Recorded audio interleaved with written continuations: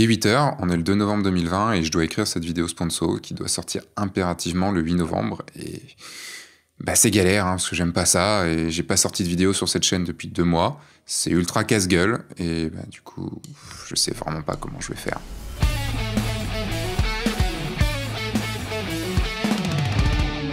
Bonjour, je suis Sébastien Roignan et vous êtes bien sur un nouvel épisode de F1.4. Suite à l'intro, vous allez me demander mais pourquoi t'as accepté de faire cette vidéo sponsor puisque t'en as pas envie, donc pourquoi tu le fais?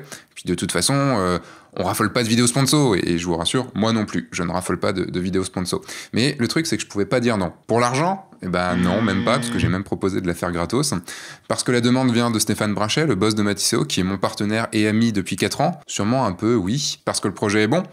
Oui, ça c'est obligatoire, je parlerai jamais d'un produit que je n'aime pas. Non, je crois qu'en fait j'avais besoin de ça, besoin de m'obliger à faire quelque chose que j'avais juste pas envie de faire. Quand on en a parlé pour la première fois avec Stéphane, ça devait être une vidéo qui était diffusée début octobre, puisque le projet est sorti début octobre. Mais comme je n'ai pas vu Stéphane revenir vers moi, je me suis dit qu'il allait oublier. Je pensais pouvoir passer à côté, quoi. Et j'étais bien naïf. Le truc, c'est que comme avec Stéphane, on s'appelle toutes les semaines pour parler d'un projet qu'on est en train de monter tous les deux, ce vendredi 30 octobre, Stéphane me reparle de ce fameux produit, et il me dit que le prototype qu'il a fait pour moi est enfin prêt, et que je vais le recevoir ce samedi. Là, je lui dis que l'offre de lancement se termine début novembre, donc la vidéo je pourrais la sortir que le 8, donc bon, ça va peut-être être un peu juste, quoi. Dans ma tête je me dis c'est bon, je vais pouvoir m'en tirer. Et là il me répond, ne t'en fais pas, je peux reculer l'offre jusqu'au 24 novembre. Et là je me dis,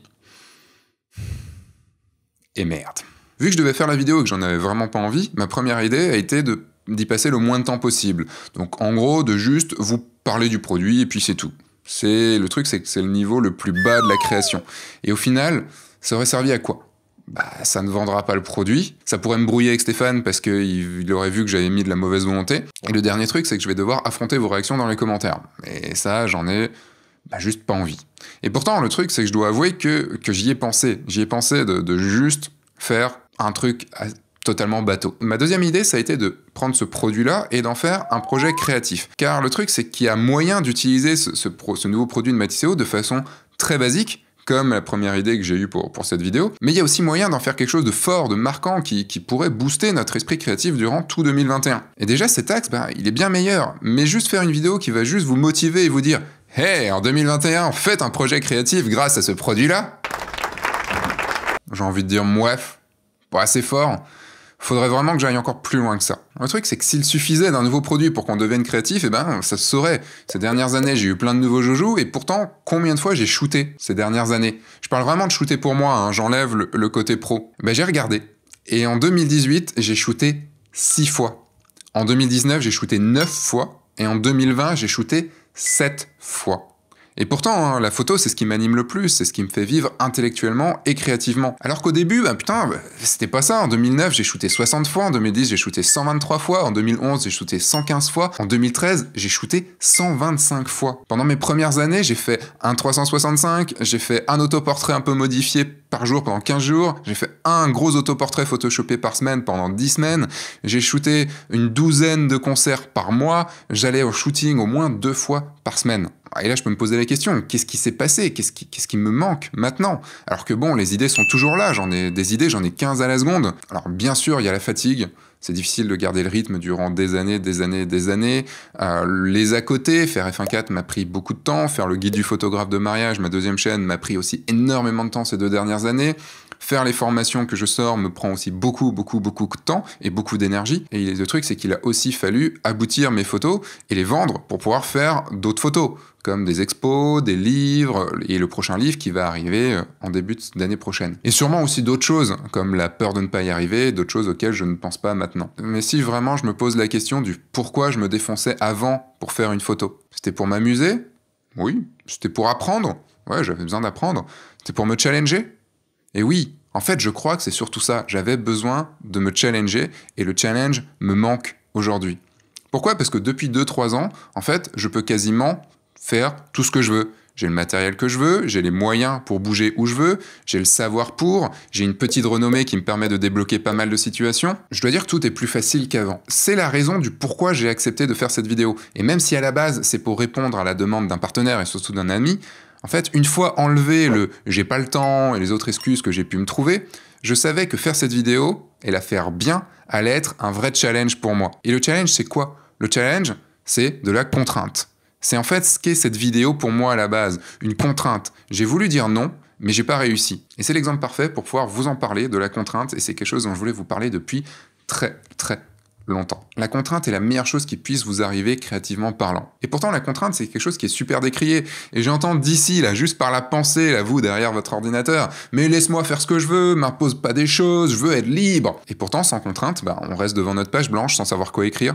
On reste avec notre appareil photo dans les mains, à photographier tout et n'importe quoi. Bon, surtout n'importe quoi. Et par exemple, si vous êtes en séance photo avec un modèle, et si vous dites à ce modèle, fais ce que tu veux, il n'y a pas de contrainte, votre modèle va rester comme un con devant l'appareil et sans savoir quoi faire, et vous aurez des photos de merde. C'est aussi simple que ça. Par contre, si vous voulez une expression, un regard en particulier, il va falloir diriger votre modèle en lui donnant des indications, et donc des contraintes. Si vous voulez absolument la photo d'un lever de soleil en haut d'une montagne, il faudra dormir là-bas, ou vous lever très tôt pour y aller, et la mériter cette photo, que peu de monde pourront avoir.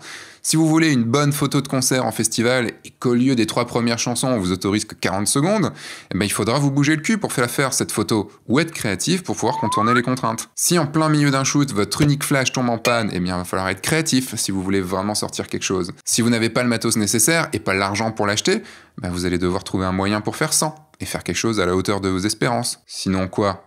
Sinon, vous avez toujours la solution d'abandonner.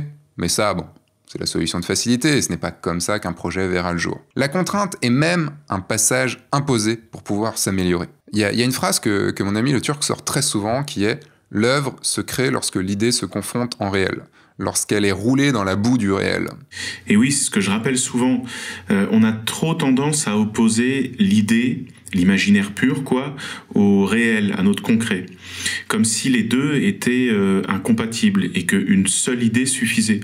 Et en fait, moi, je pars du principe qu'une idée, c'est toujours pauvre à la base et souvent impersonnel. Et c'est parce que ton idée va rencontrer des emmerdes, des contraintes, que tu vas devoir l'adapter, et c'est à ce moment-là que finalement elle va devenir intéressante et finalement singulière. Et c'est justement quand tu es confronté à des murs, à des contraintes, et que tu te creuses la tête pour les dépasser, que ton idée devient riche et originale. Et donc c'est pour ça qu'une œuvre, au final, c'est la rencontre de ton idée et du réel. L'interprétation qu'on peut donner de cette phrase, c'est « lorsque l'idée surgit dans votre tête, elle n'est pas réelle ». On peut tout faire avec notre imagination. Si demain, si là maintenant je m'imagine en haut d'une montagne avec un énorme château dessus, et je suis en haut de la grande tour, et que là il y a des arbres et qu'il y a des gens qui volent autour, je peux l'imaginer. Je viens juste de l'imaginer d'ailleurs.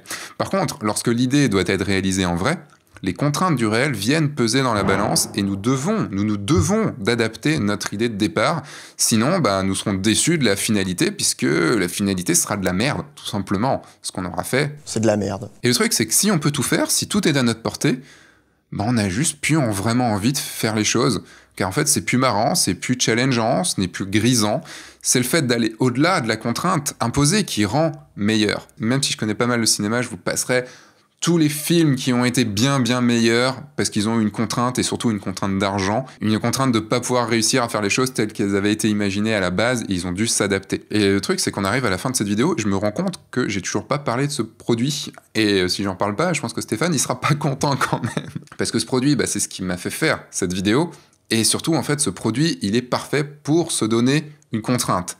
Et comme c'est tout le but de cette vidéo, c'est parfait. Comme je viens de le dire, c'est parfait. Et c'est quoi ce produit? Vous vous en doutez, si ça vient de Matisseo, logiquement, c'est un livre. C'est un livre qui ne vous donne pas le choix. Vous n'avez pas le choix du format, c'est un 13-13. Vous n'avez pas le choix de la couverture, ce sera celle qui s'affiche là maintenant. Vous n'avez pas le choix de la mise en page, c'est une photo par page avec la date en dessous. C'est forcément une image carrée qui est rangée par mois, comme je vous ai dit, avec la date en dessous de l'image. 365 images pour 2021. Vous pouvez actuellement précommander ce livre que vous recevrez début 2022, puisqu'il forcément il faut faire les photos en 2021. Vous avez jusqu'au 24 novembre pour le précommander au prix de 35 € au lieu de 100 €. Et cette vidéo sera sûrement encore valable en fin 2021, puisque je pense que Stéphane refera cette offre, peut-être pas au même prix, mais refera cette offre à ce moment-là, parce que l'idée c'est évidemment de faire un livre par an. L'idée à la base de ce livre, c'est de pouvoir y mettre vos photos qui sont dans votre téléphone, pour pouvoir enfin sortir les photos de votre téléphone. Il y aura une appli qui vous permettra de mettre toutes vos photos dans le livre directement. Et ce livre, en fait, vous pouvez l'utiliser très basiquement pour y mettre un souvenir de chaque journée, comme, en fait, c'est quelque chose que j'ai pu faire il y a quelques années en vidéo avec une application qui s'appelait One Second Everyday, enfin, qui s'appelle toujours One Second Everyday. Ceux qui me suivent depuis longtemps ont pu voir ces vidéos que j'ai dû faire en 2013, 2014 et 2015, mais vous pouvez également utiliser la contrainte de ce livre d'une photo par jour pour en faire un vrai projet artistique qui va vous tenir durant tout 2021, avec un véritable objectif qui est l'objet livre à la fin. Il y a plein de façons de contourner les contraintes que ce livre nous impose. Rien que déjà en faisant la maquette, j'en ai contourné quelques-unes. Voici quelques idées en vrac. Par exemple, le côté carré, il suffit de mettre des bandes blanches sur les côtés de vos images et ça se voit pas.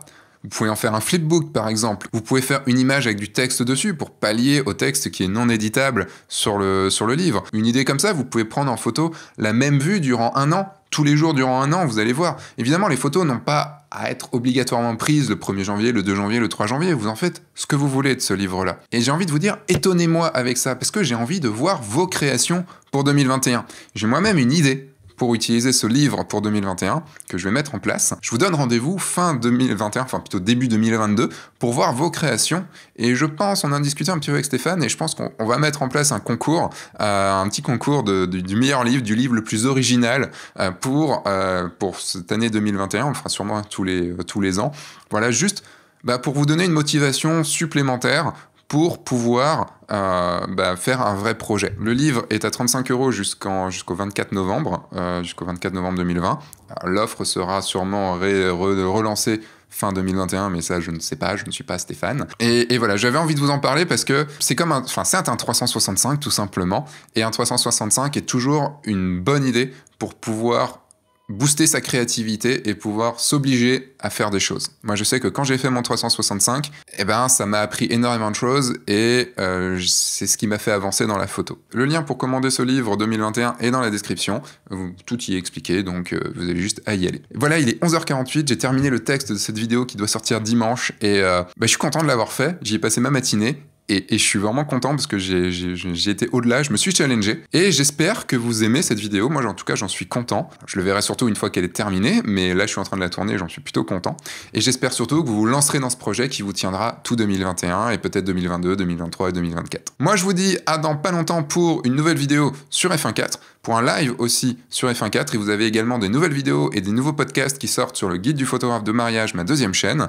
Et entre-temps, je vais pas vous dire sortez puisqu'on est en plein confinement, mais en tout cas, sortez avec votre attestation et dans la limite des gestes barrières et tout ça. Faites des photos et surtout, amusez. Et en fait, ce qui est génial, c'est que ce confinement, c'est une véritable contrainte. J'aurais pu faire toute une vidéo sur tout ce qui est sorti pendant le confinement de mars-avril, sur tout ce qui est sorti de créatif malgré la contrainte du confinement. Bon voilà, j'en ai parlé autrement. Mais en tout cas, voilà, faites des photos avec toutes les contraintes qu'on a en ce moment et surtout, amusez-vous. Au revoir.